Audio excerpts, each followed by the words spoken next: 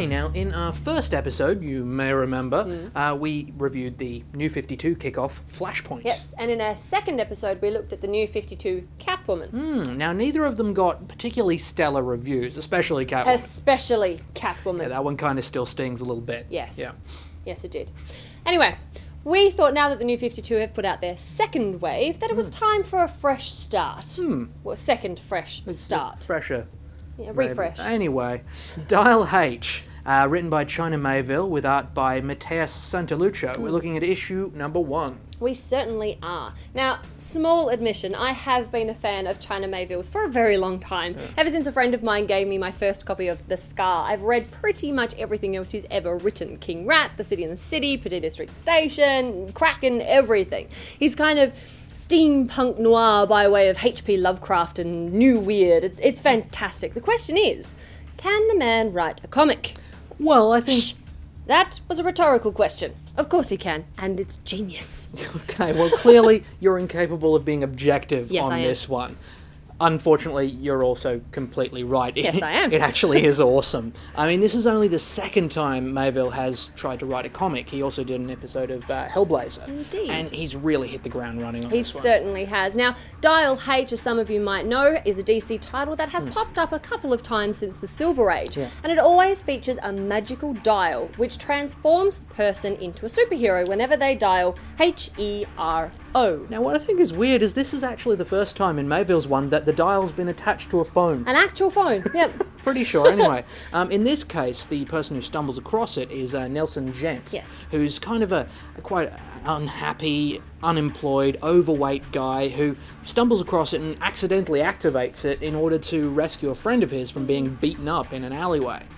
Now, he transforms into Boy Chimney, Yes. who's kind of a Victorian-themed hero of sorts, who comes across as kind of a cross between Jack Skellington and Baron Samedi. Boy Chimney is absolutely amazing, and Santaluccio's work really comes to life when all the weird stuff starts coming around.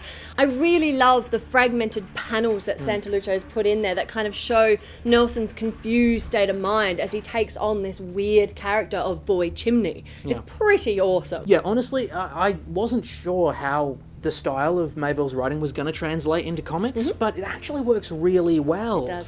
It wasn't until my second read through that I really got to grips with it, honestly, but I mean, this is not your standard superhero story. No, I mean, the second time that Nelson activates the dial, he transforms into this Captain Lachrymose, which is like a super emo who feeds off of tears and just brings back all the most horrible memories that you could possibly think of. This is not an ordinary superhero. No. I'm really, really keen to see all the other strange, weird and wonderful creations that's going to come out of Mayville's warped imagination.